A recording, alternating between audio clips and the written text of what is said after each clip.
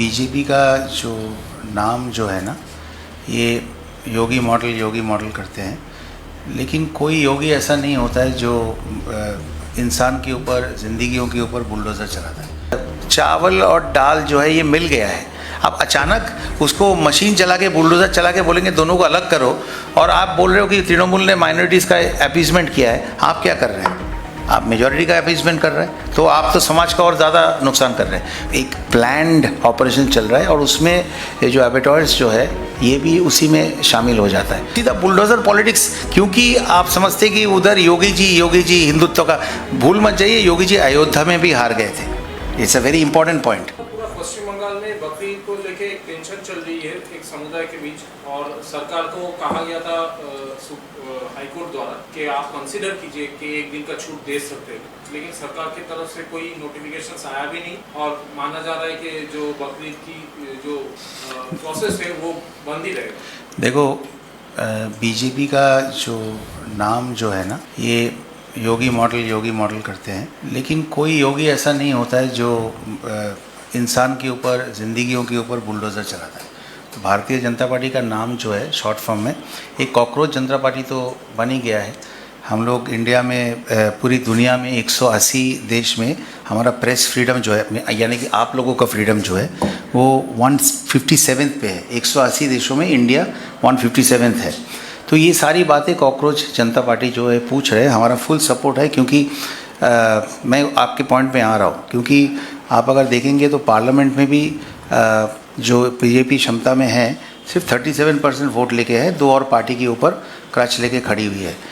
उनको समझना पड़ेगा कि तृणमूल कांग्रेस भी यहाँ पे 41% वोट शेयर उनको मिला है। और हमारा जो फ़र्क है, जो दोनों पार्टी में जो फ़र्क है, वो 4% है। और जिन लोगों को निकाला गया है, जो वोट राइट जिनसे छीना गया है, वो 39% है। सो आप समझ सकते हैं कि जो किस तरीके से ये हिसाब जो है वो मिल रही है। दूसरी बात, जो 27,000 लोगों का नाम SIR के तहत अल्टीमेटली जिनको निकाला गया है, उसमें से एक जज जो बाद में रिज़ाइन कर दिया, जिनके ऊपर ये दायित्व था, उन्होंने अगर एक सैम्पल साइज समझ लो, ये 27 लाख का में से 1700 का उन्होंने एडजुडिकेशन या जो भी बोले, उन्होंने ये किया, तहकीकात किया। उसमें से उन्होंने जो है कितने, 4 लोगों को छोड़ के, 40 लोगों को छोड़ के, कितना है, 40 लोगों को छोड़ के बाकी लोगों को उन्होंने ऐड कर दिया इसमें।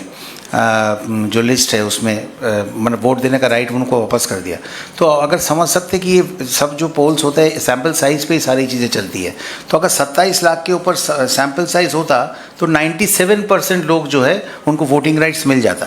तो ये एक बहुत बड़ा जो है एक प्लान्ड ऑपरेशन चल रहा है, और उसमें ये जो एबेटॉयर्स जो है ये भी उसी में शामिल हो जाता है। अब देखिए, जब आप कोई चुनाव जीतते हैं और इमीडिएटली अगर आपका चीफ मिनिस्टर इलेक्ट, जो अभी माननीय चीफ मिनिस्टर है, अगर वो जीतने के बाद पहला ही टीवी में ये बाइट दे कि ये हिंदुत्व की जीत है, और जिन लोगों ने मुझे, एक भी मुसलमान मुझे, और नाम करके बोला है, एक भी माइनॉरिटी मुसलमान मुझे वोट नहीं दिया है, तो हम उन्हीं लोगों के लिए काम करेंगे जिन्होंने वोट दिया है। हम समझते हैं कि चलो हम ये पकड़ लेते हैं, उनको बेनिफिट ऑफ द डाउट देते कि उस वक्त उन्होंने हीट ऑफ द मोमेंट में कहा, लेकिन he repeated the same thing in Siliguri. उन्होंने कहा कि बीजेपी को हमेशा नॉर्थ बंगाल ने बहुत ज़्यादा वो किया है, सपोर्ट किया है, तो हम वहीं पे जो है आप लोगों के लिए, आप लोग हमारे लिए प्रायोरिटी रहेंगे। तो इससे जो टोटल एक माइंड फ्रेम जो है, आप गवर्नेंस में अगर घुस रहे हैं, गवर्नेंस में अगर आप जा रहे हैं, तो ये माइंडसेट जो है वो ही ये बागबाजार में जो है ये प्रतिफलित हो रही है। Slow and steady wins the race, है ना। आपको अगर कुछ पहले इस सबका साथ सबका विकास का तो इमीडिएटली आप खंडन कर रहे हैं, सबका साथ सबका विकास को आप इमीडिएटली खंडन करें। जो 4 सिटीज़ है उसमें दिल्ली और कलकत्ता में अभी पेट्रोल की प्राइस 113 रुपीज़ है, 113 रुपये आज के हिसाब से। दिल्ली में मेरे ख्याल से 104 रुपया है। तो क्यों अब एट पार, जब ऑयल कंपनीज जो है वो जब मुनाफा कर रहे हैं और दुनिया में जब बैरल प्राइसेस कम हो रही है, जियोपॉलिटिकल टेंशन्स आपको भी मालूम है थोड़ा बहुत कम होते जा रहा है। शेयर मार्केट एक बहुत अच्छा पैरामीटर है, आज 1000 पॉइंट या उस वक्त आप प्राइसेस 4 बार आपने बढ़ाया। तो ओवरऑल आप क्या करना चाहते हैं ये समझ में आती है। जैसे ये जो दादा के उसमें हैं, दादा बोलेंगे। अब देखिए, नॉर्थ कलकत्ता का मैं लड़का हूँ, मुझे सारी खबर मिलती है क्योंकि वहाँ पे मेरे बहुत सारे रिश्तेदार हैं। ये अचानक जो है, ये इट्स लाइक डिमोनेटाइजेशन बोलिए, या आप इसको ले लीजिए, क्या बोलते हैं, लॉकडाउन। कोई नोटिस नहीं है, कुछ नहीं है, आप अचानक रात को जाके आपने हैमर मार दिया। आपने एक बार भी नहीं सोचा कि पूरी दुनिया का क्या होने वाला है। और डिमोनेटाइजेशन किस लिए किया गया था यूपी इलेक्शंस के ठीक पहले, वो हम सबको मालूम है। तो ये जो बुलडोज़र चीज़ चल रही है, ये भी वैसा ही है। अरे आप हॉकर्स को 3 महीना 4 महीने का नोटिस दीजिए। पहले उन लोग कहाँ बैठना चाहते, उनका बैठने का एक ऑल्टरनेटिव बंदोबस्त करिए। उसके बाद, और मैं गरियाहाट का एमएलए रह चुका हूँ, मैं वहाँ पे मुझे भी लगा कि ये रास्ता थोड़ा क्लीन होना चाहिए, क्योंकि बुज़ुर्ग लोग आते थे, बात करते थे। लेकिन जब हमने ये कोशिश किया या बात किया, सारे हॉकर्स लोग जो है मेरे वहाँ पे जब मैं बैठता था आ गए। और उसमें से बहुत सारे लोग हैं जिन्होंने बोला कि हम 40-50 साल से बैठते हैं, हमारे चाचा परदादा, मतलब परदादा नहीं, डैडी, ये लोग, हमारे पिताजी, सब लोग यहाँ पे बैठते हैं। मैं कह रहा हूँ कि ये लोग जो गरियाहाट में या शाम बाज़ार में जो जगह पे हॉकर्स है, आप उसका लिए पहले एक उनके साथ बैठिए, उनके साथ डिस्कस करिए। उसके बाद वो कहाँ जाने से वो कंफर्टेबल है, उसका एक बंदोबस्त बनाइए। आप सीधा बुलडोज़र पॉलिटिक्स, क्योंकि आप समझते कि उधर योगी जी हिंदुत्व का, भूल मत जाइए, योगी जी अयोध्या में भी हार गए थे। It's a very important point. Ayodhya में भी योगी जी हार गए थे।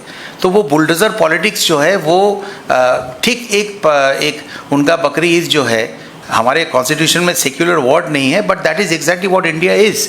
the heterogeneous the structure of India, society of India, उनको एक सूत्र में गांथ के अभी जो है चावल और दाल जो है ये मिल गया है।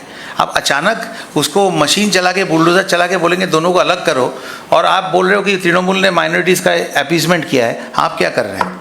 आप मेजॉरिटी का अपीसमेंट कर रहे हैं, तो आप तो समाज का और ज़्यादा नुकसान कर रहे हैं। तो आपको जो नियम कानून जो है आपको उसको लागू करना है, एक गवर्नमेंट वो कर सकती है, लेकिन उसमें लॉजिक और ह्यूमैनिटी दिखना चाहिए, एक कंपोजर दिखना चाहिए, एक कंपैशन दिखना चाहिए।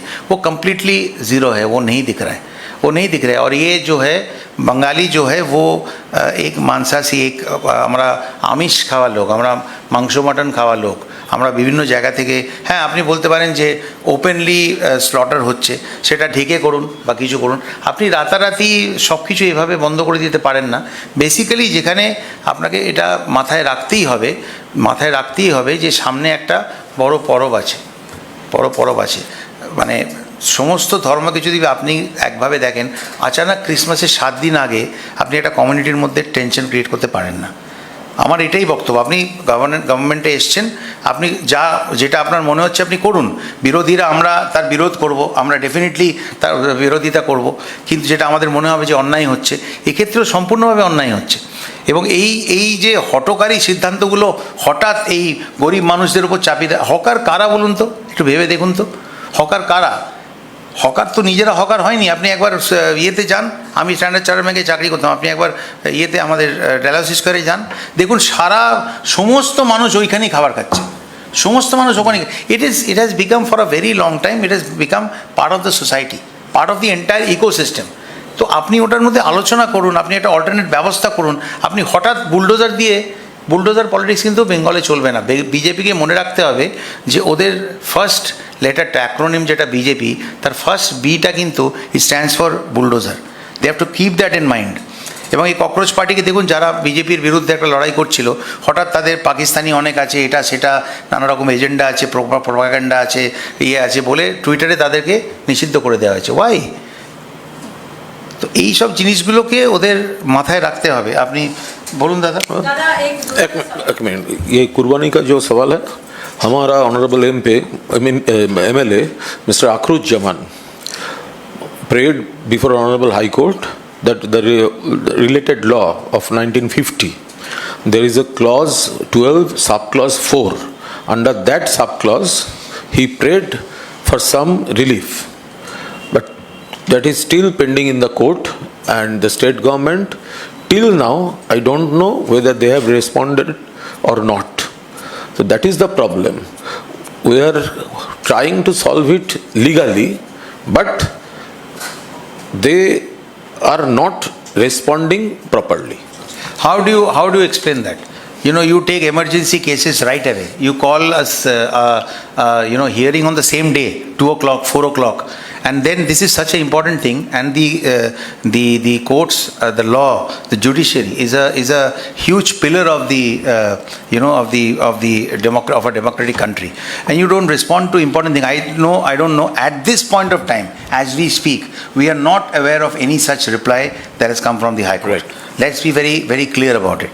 But then again, in a country where you remove the Chief Justice of India from the committee which chooses the Election Commissioner of India, you just where the Supreme Court itself, whatever it is, they have not taken some good things. We can always disagree with that. But they have even said that, you just bring a cabinet minister in place of the CGI, so that what is the point of holding a meeting? You have already won 2:1.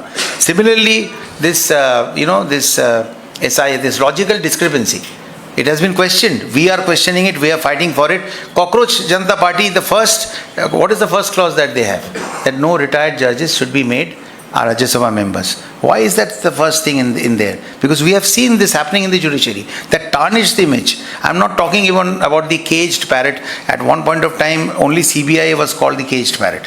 Today you can join ECI, ED, NIA, you can join them with it. There are pros and cons to every side.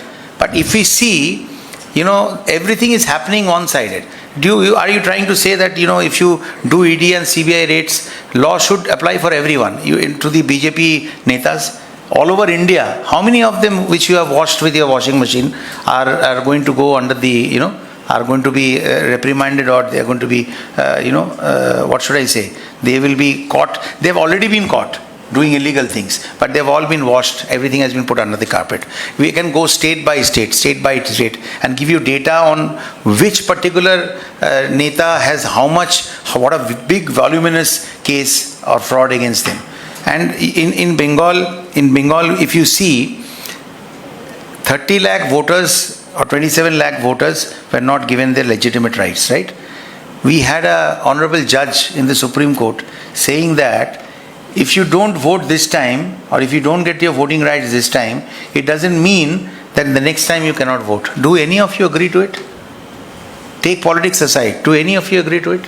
So many of them have been denied of their voting rights. And as I said, I reiterate that, it's 3.99%. The number of SIR, the number of legitimate voters who have been taken off, who didn't get the right to vote, and the difference is 4 lakhs. So that explains a lot of things. And as you said, I hope that the honourable MP, MLA that you have said have gone to approach the court. MLA Akhrul Jaman, the person who has gone to the honourable MLA who has gone to the court. We just hope that by the time we finish this press conference, that is taken with urgency, because we do not want this to create unrest in the society. That's what it is.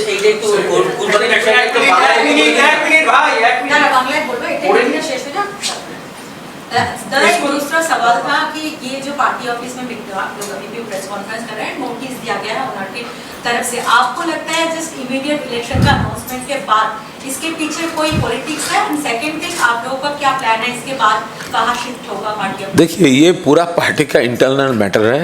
हमारा खुद का जो party office, permanent party office, वो तो वहाँ पर अब जानते हैं वो काम ख़त्म होने वाला है, और रिनोवेशन का काम, और ये एक टेम्पोररी अरेंजमेंट था. तो इसका जो मैनेजमेंट है, इसके साथ हमारा पार्टी लीडरशिप को पूरा कम्युनिकेशन है. तो ये पूरा इंटरनल पार्टी ম্যাটার্স है. দ্যাট ইজ মানে আপনাদের এটা কোনো খুব একটা বাড়তি বিষয় না, এটা তো একটা অস্থায়ী সাময়িক বিষয় ছিল, এবং এর মালিকের সঙ্গেও আমাদের পার্টি নেতৃত্বের পূর্ণ যোগাযোগ আছে, কমিউনিকেশন আছে. আমরা তো বলেই ছিলাম আমরা ভোট অবধি থাকবো, তারপর আমরা আমাদের পুরনো বাড়িতে যেটা নতুন করে সাজানো হচ্ছে সেখানে আমরা যাব, সেটা আমাদের নেতৃত্ব কমিউনিকেট করে নেবেন. আরেকটা বিষয় बोलने से खत्म करने दीजिए. पूरा पश्चिम बंगाल में सरकार ने एक नोटिस दिया है, अलग-अलग जगह पे डिटेंशन बनाया जाएगा. यस. और जो लोग बाहर से आए हैं या तो मिले हैं ऐसा रोहिंग्या जो बांग्लादेशी जो, उनको डिटेंशन कैंप में भेजा जाएगा. दादा, एक मैं शब्द बोल दूं. मैं आपको एक चीज़ बताऊँ ना, दिल्ली में ऐसा एक जगह है, मैं नाम नहीं ले रहा हूँ, आपको मालूम है, जहाँ पे ऐसे पहली बात मैं उनको रिक्वेस्ट करूँगा, ये 27 लाख जो आपने जिनको निकाल दिया है, उसमें से पहले आप एक लिस्ट जारी करिए कि उसमें से कितने बांग्लादेशीज कितने रोहिंग्यास हैं। You do that first you do that. और ये डिटेंशन सेंटर जो है, हमने आसाम में, हमको मालूम है कि किस तरीके से लोगों को रखा गया है। आप बोल रहे हैं कि जो घुसपैठिया हैं उनको आप इंडिया में नहीं रहने देंगे, वो इलीगल तरीके से रह रहे हैं, ठीक है, कोई बात नहीं, आप उसको करना चाहते हैं, लेकिन आप 27 लाख वोटर में से कोई इतने दिन तक जो आप एलिगेशन लगाए कि सब बांग्लादेशी सब रोहिंग्या है, पहले लिस्ट तो निकालो भाई। किस आधार पे आप उन लोगों को अंदर घुसाओगे? किस आधार पे, किस आधार पे आप उनको बुलाओगे, उनको उस लिस्ट में डालोगे? या ये जो डिटेंशन सेंटर, अरे you can't, you are bulldozing everything that exist and you are also breaking several laws of the land, just arbitrary ऐसे जो है ना। अरे आप ब्लू और वाइट की बात कर रहे हैं, आप देखिए, अच्छा लगता है क्या? आप नौबान्नो मेरे घर से दिखता है, लगता है जैसे मतलब दुर्गा पूजा का टाइम है, दिवाली है। After all in our country Phagwa is a religious colour. आप पूरा नौबान्नो के ऊपर आपने ऑरेंज कलर का लाइट लगा दिया, और कितने बेकार तरीके से, मतलब दोनों लाइट का लाइन जो है वो सेम इक्विडिस्टेंट भी नहीं है। आप रात को जाकर नौबान्नो का एक फ़ोटो लीजिए, ऐसा करना चाहिए क्या? That means you are spoiling the social जो structure है, जो strata है, उसको आप जो आप बोल रहे हैं मुंह से कि हिंदुत्व की जीत है, आप एग्जैक्टली काम में भी वही करके दिखा रहे हैं। सर, एक प्रश्न है कि तृणमूल सुप्रीमो ने इंडिया अलायंस को एकत्रित होने के लिए आह्वान किया है, और ये भी कहा है कि जो अगला मीटिंग होगा वो जून के बिगिनिंग में ही होगा। सामने में हम सब जानते हैं कि उत्तर प्रदेश की चुनाव है 2027 में, अभी बंगाल चुनाव हो चुकी है, तो सर सबको एकत्रित करना, क्या एक तरह से बोल सकते हैं कि ममता दीदी ही जो है नेतृत्व देंगी आने वाले दिनों में इंडिया अलायंस? इंडिया एक अलायंस है, इंडिया अलायंस अपने आप में चुनेगी, उसमें हम लोगों को कुछ बोलने का हक नहीं है। हमारे पार्टी सुप्रीमो सब नेताओं के साथ टच में है, सब पार्टी के नेताओं के साथ टच में है, और इसमें कोई दोहराई नहीं है कि जैसे हम बंगाल में लड़ेंगे। भूल मत जाइए कि 80 हमारे MLAs है, इट्स ए ह्यूज ऑपोजिशन। तो अगर सेंटर में 37% लेके दो और पार्टी के सपोर्ट में बीजेपी क्षमता में है, तो यहाँ पे 41% वोट मिला है, और 80 MLAs हमारे अंदर है। तो जो इंडिया के जो पार्टीज़ है उनको साथ में लाने का शुरुआत भी दीदी ने की है, और आप देखिए आगे जाके देखिए क्या होता है। प्रीमैच्योर कुछ हम नहीं बोलेंगे, but she is one of the biggest fighters in the history of political this thing. So we'll fight it out. আচ্ছা, আর একটা বিষয় বলে রাখি,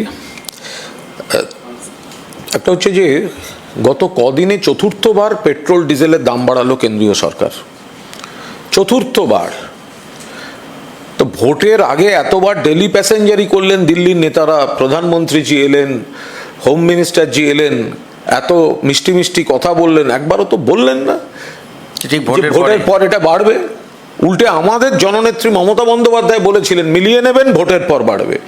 কি বাড়লো পেট্রোলের দাম, ডিজেলের দাম। ডিজেল তো সেঞ্চুরি হওয়ার থেকে 18 পয়সা দূরে আছে, 100 টাকা হওয়ার থেকে 18 পয়সা দূরে আছে।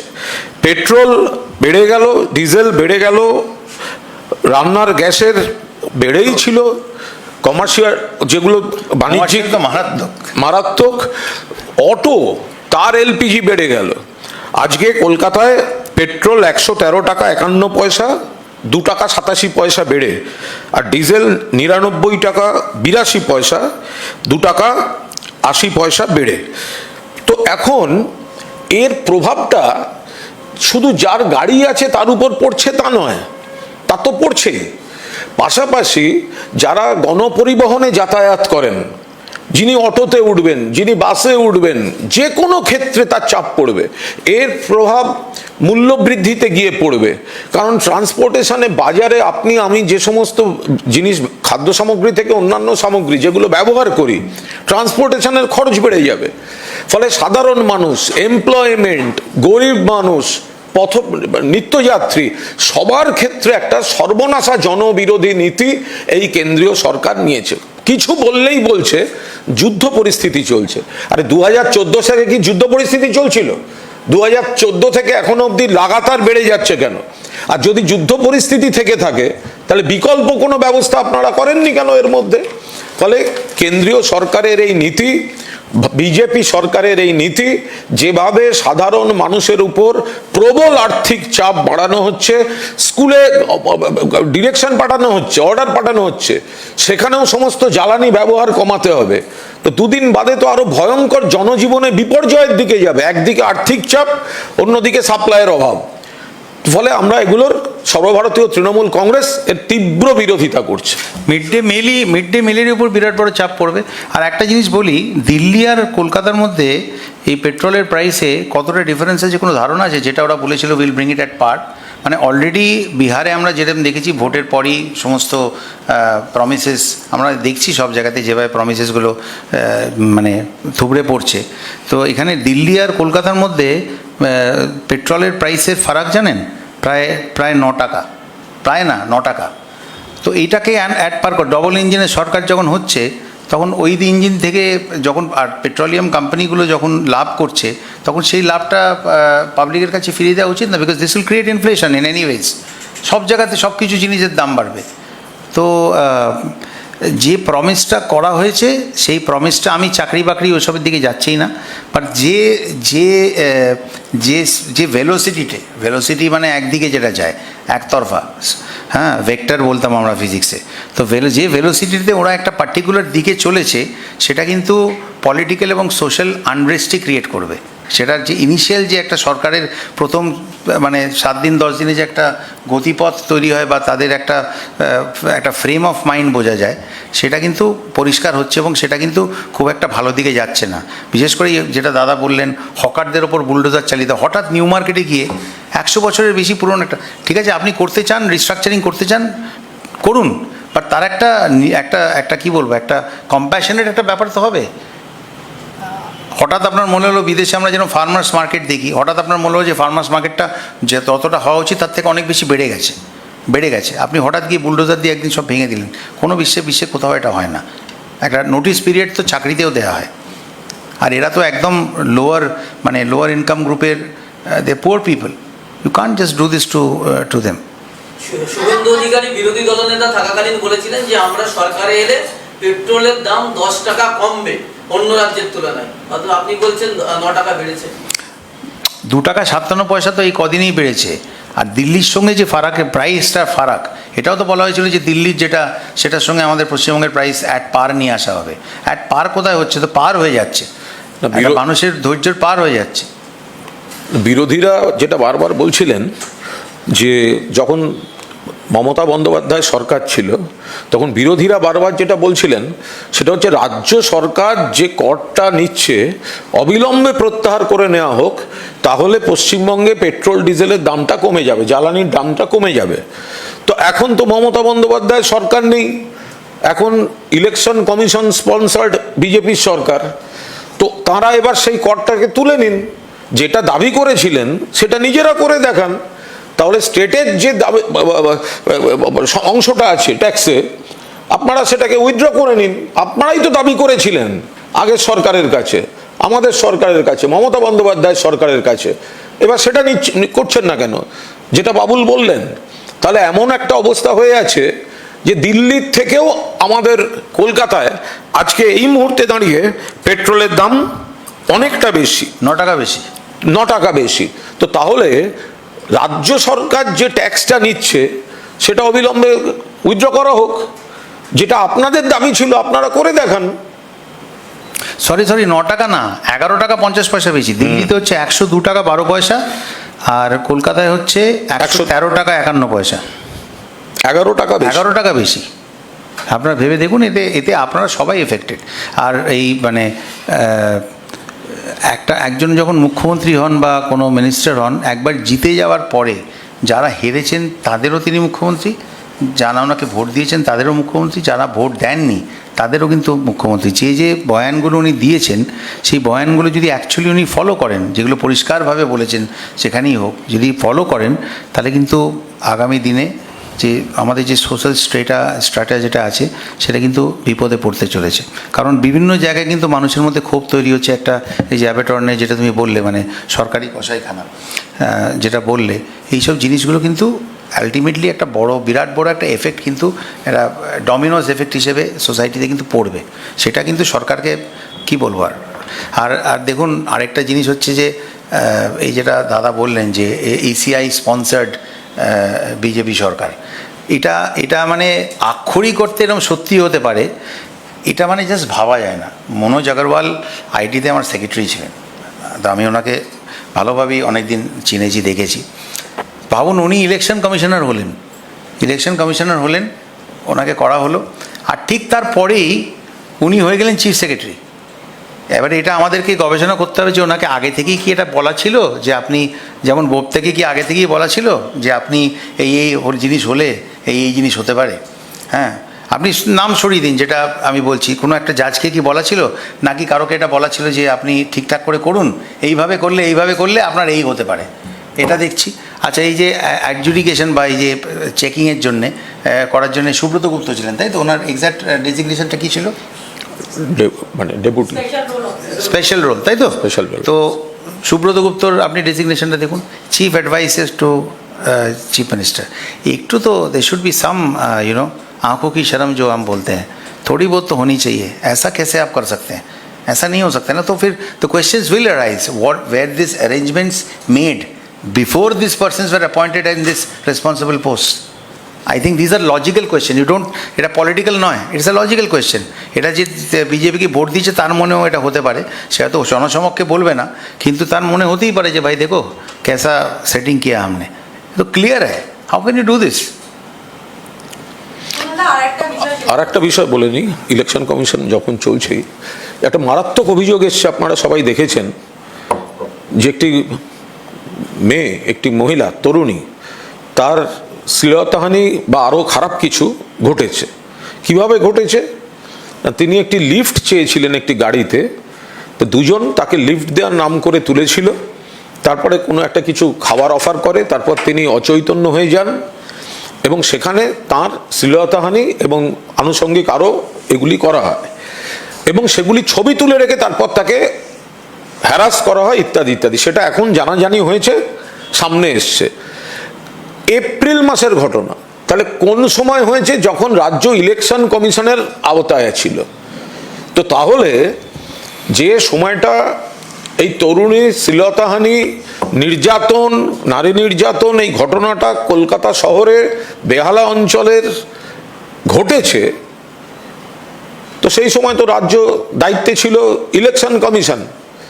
তাহলে কথায় কথায় যারা অন্য ব্যাখ্যা করেন, সেই ব্যাখ্যাগুলো বন্ধ করুন।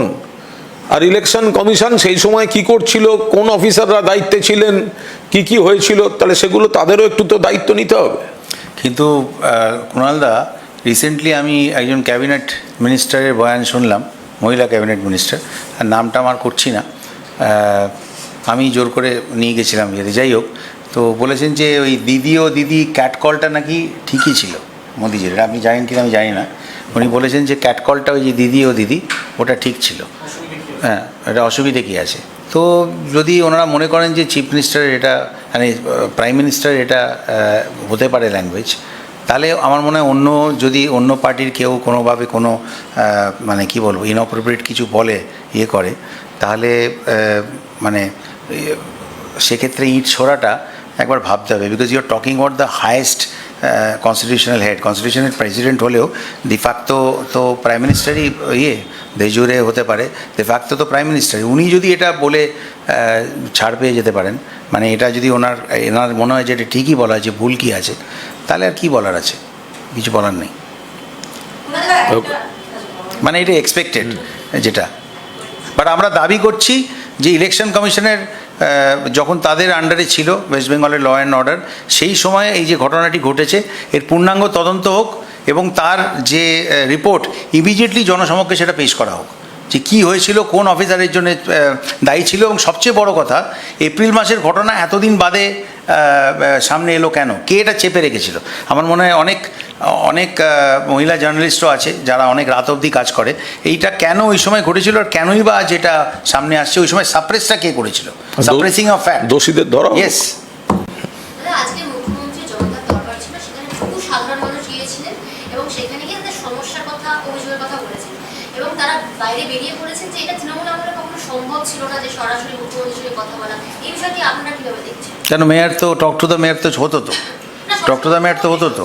দেখুন, মমতা বন্দ্যোপাধ্যায় মুখ্যমন্ত্রী যখন ছিলেন তার বহুদিন আগে থেকেও প্রত্যেক রোববার মমতা বন্দ্যোপাধ্যায়ের বাড়িতে একেবারে এই জনতার দরবার সেটি নিয়ম করে বসে এবং সেখানে বিভিন্ন বিভাগ আলাদা করে ভাগ করা থাকে। সংগঠনের যেমন কোনো সিনিয়র নেতা থাকেন, পুলিশের যেগুলি দেখার কথা সেখানে সিনিয়র একজন পুলিশ অফিসিয়াল থাকেন, যেখানে কোনো ব্যুরোক্রেসির কাউকে রাখা দরকার ডিপার্টমেন্টের কারুর দরকার থাকেন, এবং এটা লিগাল কারুর থাকলে লিগাল ডেস্ক থাকে। ফলে এই জনতার দরবার বা মানুষের আমজনতার মুখ্যমন্ত্রীর কাছে সরাসরি বলা স্কোপ এবং সেগুলো চটজলদি তার ফলো আপ এবং অ্যাকশন হয়, এটা মমতা বন্দ্যোপাধ্যায় যখন মুখ্যমন্ত্রী ছিলেন না তখন থেকে করে এসেছেন এবং যখন মুখ্যমন্ত্রী ছিলেন তখনও কিন্তু আগাগোড়া এটা হয়ে এসেছে। ফলটা আমরা দেখতেই পাবো। আপনারা সবাই একটা চিঠি লিখছেন না কেন প্রাইম মিনিস্টারকে, যে উনি একটা অন্তত প্রেস কনফারেন্স করুন? অনেক আনকমফোর্টেবল প্রশ্ন সবাইকে ফেস করতে হয়। তো যদি শুভেন্দু অধিকারী এরকম একটা এক্সাম্পল ক্রিয়েট করে, যেটা অবভিয়াসলি আগে দিদি করেছিলেন, সেটা উনি সেই ট্র্যাডিশনটা বজায় রাখার জন্য উনি করছেন। আমি বলবো না উনি নতুন কিছু করেছেন, যেটা দাদা বললেন। আমি তো সবে 3 বছর 3.5 বছর এখানে এসেছি, কিন্তু আপনারা সবাই মিলে একটা চিঠি লিখুন না বেঙ্গল থেকে, যে মন কি বাত নয় জনতা কি বাত যারা শুনিয়ে। তো উনি তো আজ পর্যন্ত কোনো প্রেস কনফারেন্স করেননি, আমার মনে হয় না করেনি, অ্যাকচুয়ালি করেনি। দুটো হয়েছিল ইন্টারভিউ, দুটোই স্ক্রিপ্টেড ছিল। একটা প্রসূন যোশী, একটা অক্ষয় কুমার, আর আরেকটা হয়েছিল বোধহয় স্মিতাজি, আমাদের ANI-এর কোনো একজন করেছিলেন। তাছাড়া তো উনি প্রশ্ন নেন না। নরওয়েতে কী হলো আপনারা তো দেখেছেন। তো ওটাও একটা আমার মনে হয় যে দিদির থেকে শুভেন্দু অধিকারী ওটা ইয়ে করেছেন, ক্যারি ফরওয়ার্ড করেছেন। শুভেন্দু অধিকারী থেকে এটা প্রাইম মিনিস্টারের ক্যারি ফরওয়ার্ড হওয়া উচিত।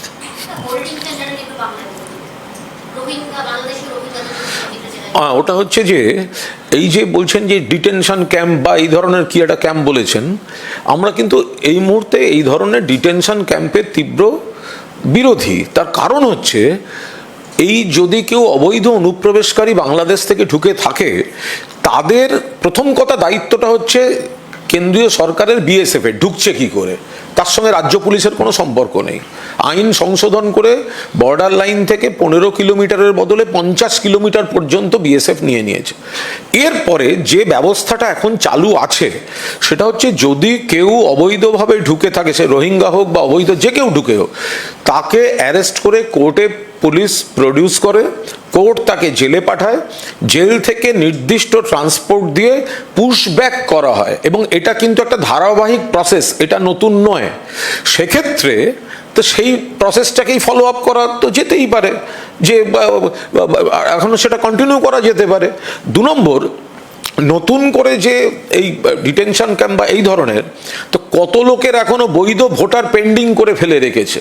2 নম্বর হচ্ছে, ভিন্ডিকটিভ রাজনৈতিক বা অন্য কোনো দৃষ্টিভঙ্গিতে প্রতিহিংসাপরায়ণভাবে কাউকে এর মধ্যে ফেলা হচ্ছে কিনা, হ্যারাস করা হচ্ছে কিনা, এগুলো তো একটা ঝুঁকি বা আশঙ্কা নিশ্চিতভাবে থেকে যাবে। বা তাড়াহুড়ো করতে গিয়ে টেকনিক্যাল ভুলবশত কেউ বলি হয়ে যাচ্ছেন কিনা, তো সেগুলো দেখতে হবে। ফলে একটা প্রসেস, আর আপনাদের হাতে তো কেন্দ্রের সরকার, আপনাদের হাতে রাজ্য সরকার, তো বর্ডার দিয়ে ঢুকবেই বা কেন? ডিটেনশন ক্যাম্পের প্রশ্নটা আসছে কোথার থেকে? বর্ডারটা আপনারা আটকান। তা ত্রিপুরা তো ডবল ইঞ্জিন সরকার সোকল্ড, তাহলে সেখানে আগরতলা স্টেশন থেকে রোহিঙ্গা বা অবৈধ বাংলাদেশি গ্রেপ্তার হয় কি করে? তো সেই জায়গা থেকে এখন রাতারাতি এই ক্যাম্প অমুক তমুক একটা সিস্টেম রয়েছে, সিস্টেম থাকুক, শান্তিপূর্ণভাবে বৈধ ভোটারদের সমস্ত রকম যাচাই হয়ে যাক এবং আপনারা BSF-কে অ্যালার্ট রাখুন যাতে ওখান থেকে কেউ না ঢোকে। সবার আগে তাড়া হচ্ছে ক্যাম্প করতে হবে, তার বদলে আসল জিনিসটা রুট থেকে, বর্ডার লাইন থেকে, সেটাকে আপনাদের দায়িত্ব, আপনারা দায়িত্বটা পালন করুন। ওই বর্ডারের ওই ক্যাম্পটার কি নাম দেওয়া হয়েছে? হ্যাঁ, হোল্ডিং সেন্টার। অ্যাকচুয়ালি ওটা দেখুন, is equal to detention centre, যেটা আমরা এতে দেখেছি, that is what it is. এবারে তার মধ্যে কাদেরকে নিয়ে যাওয়া হবে, যেটা কুণালদা একদম কারেক্টলি বললেন, সেটাও কিন্তু আমাদেরকে সন্দেহভাজন যত, হ্যাঁ কারেক্ট, আমি আপনার কথাটা থেকেই বলছি, সন্দেহভাজন হলে তাকে তো একটা রুলিং পেতে হবে না, যে সন্দেহভাজন বলে আপনি ডিটেনশন ক্যাম্পে ঢুকিয়ে দিলেন, যেটা উনি প্রসেসটার কথা বললেন, একটা পার্টিকুলার প্রসেস ফলো করতে হবে। যারা 3 জনকে ঢোকানো হয়েছে তাদের মাইনরিটি থেকে, হ্যাঁ, বাংলাদেশি minority, আচ্ছা। বা মুর্শিদাবাদ। আচ্ছা, আমি তারা যদি সিম্পল কোয়েশ্চেন, তথ্য প্রমাণ না দেখাতে পারে, হ্যাঁ। তাহলে আবার হোল্ডিং কেন? তাহলে ওখান থেকেই তো বাংলাদেশ থেকে ঢুকতেই দেওয়া হবে না, ফেরত দিয়ে দেওয়া হোক। আর যদি ঢুকে যায় তাহলে কোর্টে প্রডিউস করুক, তার রেকর্ড থাক, কোর্ট জেলে পাঠাবে, জেল পুশব্যাকের অফিসিয়াল রেকর্ড দিয়ে বাংলাদেশে পাঠিয়ে দেবে, হয়ে গেল। বিএসএফের এই 50 কিলোমিটার তো আগে ছিল না, সিপিএমের আঙুলে কত উদ্বাস্তু ঢুকেছিল, গঙ্গার ধারে সমস্ত হাটমেন্ট তৈরি হয়েছিল, আমি নিজের চোখে ব্যান্ডেলে দেখেছি, রাতারাতি সব তৈরি হয়েছিল। তা সেখানে আপনি যাদের ধরছেন তার পেছনে একটা লিগ্যাল প্রসেস আছে। আর দেখুন, এই ভিন্ডিকটিভ পলিটিক্স তো হচ্ছে আমাদের, মানে কতটা নিচু লেভেলে হচ্ছে। সল্টলেক স্টেডিয়ামের সামনে যে একটা সুন্দর ছিল, যে একটা ফুটবলের যেরকম মাস্কুলার পা হয় সেরকম একটা দেয়া আছে, তার উপর থেকে আপনি বিশ্ব বাংলাটা সরিয়ে দিতে চান, আপনার প্রতিহিংসা আছে বিশ্ব বাংলার উপরে, আপনি ওটা সরিয়ে দিতে চান। আরে ওটা সরিয়ে দিন, দিয়ে একটা ফুটবল রাখুন না, একটা গোল ফুটবল রাখুন, ফুটবলের নানা রকম সুন্দর সুন্দর ডিজাইনের ফুটবল আছে, একটা রাখুন। আপনি পুরো স্ট্রাকচারটাকেই ভেঙে দিলেন, এটা কি? এটা মানে this is the lowest level one can stoop in terms of vindictive politics. আর পোস্টপোল ভায়োলেন্স নিয়ে কি হচ্ছে, পোস্টপোল ভায়োলেন্স নিয়ে আপনারা অনেক কিছু বলতে পারেন, কিন্তু অ্যাট দ্য সেম টাইম আমি সত্যি কথাই বলবো, কিছু মনে করবেন না, মিডিয়া কিন্তু রিপোর্ট দেখাচ্ছে না, বিশেষ কয়েকটি চ্যানেল কিন্তু একদমই দেখাচ্ছে না, কিন্তু পোস্টপোল ভায়োলেন্স কিন্তু হচ্ছে, এবং সেটা ভালোভাবেই হচ্ছে। কারণ আমার কি বলবো, ব্যক্তিগতভাবে আমার স্টাফ আছে যারা বহুদিন ধরে 30 বছর ধরে আমার সঙ্গে মিউজিক্যাল স্টাফ হিসেবে আছে মাইনরিটি থেকে, তারা আরামবাগ অঞ্চলে বিভিন্ন জায়গায় কি হচ্ছে সেটা আপনারা যদি দেখান বা দেখেন ওখানে গিয়ে, তাহলে আপনি বুঝতে পারবেন যে যেটা বলা হয়েছিল সেটা সেটা হচ্ছে না, এবং সেটা পর্দার আড়ালে রাখার নানা রকম ব্যবস্থা করে নেওয়া হয়েছে। একটা অন্য প্রসঙ্গে, সেটা হচ্ছে যে আমরা দেখলাম মদন মিত্রকে আবার দমদমের দায়িত্ব দেওয়া হলো। আমরা এর আগে তৃণমূলে একাধিক সংগঠন দেখেছি, ফ্যান দেখেছি, আবার সেই আমরা দেখতে পাচ্ছি মাঠে কিন্তু বয়স্করাই নামছে, সেটা সৌরভদা হতে পারে, আপনি হতে পারেন, বদলদা হতে পারে। আরে আমার কত বয়স, 28 চলছে। আগে আমরা দেখতাম একেবারে শীর্ষ ভাগে থাকতো বা একেবারে প্রথম সারিতে, তাদেরকেই দেখছি, যারা আমরা জুয়া হোক ফ্যান হোক সেইগুলোকে দেখা যায় না, ব্যাপারটা সেরম নয়, আদৌ সেরম নয়। প্রথমত দলের এটা সম্পূর্ণ অভ্যন্তরীণ ব্যাপার। মমতা বন্দ্যোপাধ্যায়ের নেতৃত্বে কয়েকটা জেনারেশন তৈরি হয়েছে, এবং বিভিন্ন পেশার মানুষ, বিভিন্ন পেশার কৃতি, তারা এই সংসদীয় রাজনীতির যে স্রোতটা তাতে পার্টিসিপেট করেছেন। ফলে আপনারা যে অবজারভেশনটা দিচ্ছেন সেটা একান্ত আপনাদের অবজারভেশন। আমরা পার্টির মধ্যে যে কোনো একটা কারণে ইসিকে ব্যবহার করে সরকার পক্ষে ওরা বসছে, আমরা বিরোধী পক্ষে বসছি, কিন্তু আমাদের এখনও 80 জন বিধায়ক, এতজন সাংসদ, এতজন পুরপিতা, এতগুলি পুরসভা, এতজন পঞ্চায়েতের ত্রিস্তর, গোটা দলটা এবার ওনারা একটা মহল তৈরি করেছেন, তার সঙ্গে এখনও সেই পোস্টপোল ভায়োলেন্সটা চলছে। আমাদের প্রবলেম হচ্ছে পোস্টপোল ভায়োলেন্স, ওনাদের প্রবলেম হচ্ছে পোস্টপোল বিজেপি।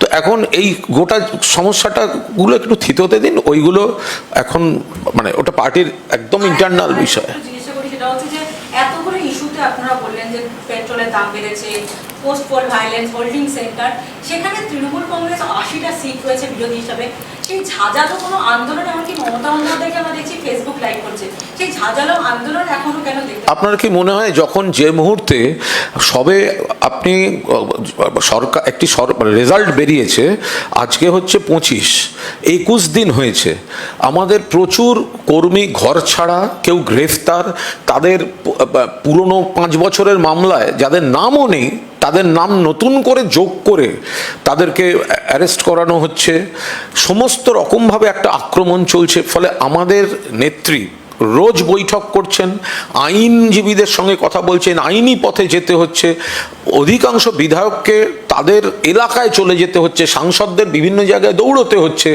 তাদের যারা ঘর ছাড়া তাদের সঙ্গে যোগাযোগ, তাদের ঠিকঠাক ব্যবস্থা করা, যারা গ্রেফতার হচ্ছে তাদের জামিনের ব্যবস্থা করা, যাদের জামিন হচ্ছে না তাদের পরিবারের পাশে দাঁড়ানো। ফলে তার মধ্যে দিয়েই আস্তে আস্তে প্রতিবাদ এবং সংগঠনটা এগিয়ে আসছে। Thank you. সিপিএম গতকালকে ফলতা নির্বাচনের ফলাফলের পরে তারা দ্বিতীয় স্থানে উঠে আসায় তৃণমূলকে কটাক্ষ করে ফলতার গোটা রেজাল্টটা সিপিএম এর ব্যর্থতা, সিপিএম এর লজ্জা। তৃণমূলের সমালোচনা তো অনেক হয়েছে, তৃণমূলের প্রার্থী তিনি যেটা করেছেন সেটা আমরা কেউ সমর্থন করছি না। পার্টির এতে ফেস লস হয়েছে। আবার তার দিক থেকে সমস্যা ছিল যে যারা ভোট করে, পোলিং এজেন্ট, কর্মী, একের পর এক তাদের ঘর ছাড়া করে দেওয়া হচ্ছে, আটক করে নেওয়া হচ্ছে। এবার আমাদের ক্যান্ডিডেট ভোটের আগে ঘোষণা করে দিলেন যে আমি ভোটে নেই, হলো। এবার তার সেটা হয়তো করা ঠিক হয়নি, সেটা আমরা পার্টিতে বুঝবো, কিন্তু তৃণমূলের তো অনেক সমালোচনা হলো। এবার যদি ঘুরিয়ে বলি, আরে তৃণমূলের প্রার্থী তো সরে গেছে, তৃণমূল নেই, সিপিএম জিতে দেখালো না কেন? সিপিএম এর তো স্কোপ ছিল, তাদের তো তখন আইএসএফ থেকে শুরু করে সিপিআই এমএল লিবারেশন থেকে শুরু করে বাকি সংগঠনগুলো তো সিপিএমকে সমর্থন করেছিল। তা তৃণমূল যখন নেই, আমাদের ক্যান্ডিডেট যখন নিজে ঘোষণা করে সরে গেছে, তাহলে সিপিএম এর তো এইটা সুযোগ ছিল দেখাবার যে ওরা বিজেপিকে হারাতে পারে, তো পারেনি, তো ওদের লস। এটা আজও বাংলায় বিজেপিকে যদি কেউ টক্কর নিতে পারে, হারাতে পারে, সেটা তৃণমূল কংগ্রেস। যেটা বিজেপির সিপিএম এর ব্যর্থতা যে তৃণমূল নেই, প্রার্থীপদ থেকে সরে গেছে, তারপরেও সিপিএম হারাতে পারছে না, তো এটা তো সিপিএম এর ব্যর্থতা। সব মিলিয়ে 9% ভোট পেয়েছে, সব মিলিয়ে সিপিএম। আর ফল তার পোস্টাল ব্যালটটা দেখেছেন? পোস্টাল ব্যালটটা তো অরিজিনাল ভোটের সঙ্গে হয়েছে, সেটা তো এই রি-ইলেকশনের সঙ্গে হয়নি। 1500-র বেশি ভোট হচ্ছে তৃণমূল, 245 বিজেপি। আসল ভোটের রেজাল্টটা কেউ খেয়াল করলেন না। পোস্টাল ব্যালট সেটা তো মূল ভোটের আগে হয়েছে, তাহলে সেখানে তৃণমূল প্রার্থী অতটা এগিয়ে থাকেন কি করে? তার মানে ওটাতেই তো জনমতটা প্রতিফলিত হয়েছে। তার পরের অংশটা সেন্ট্রাল ফোর্স আর ইলেকশনকে ব্যবহার করে কি কি করা হয়েছে, কিভাবে আমাদের ভোট কর্মীদের সরিয়ে নেওয়া হয়েছে, সবাই জানে।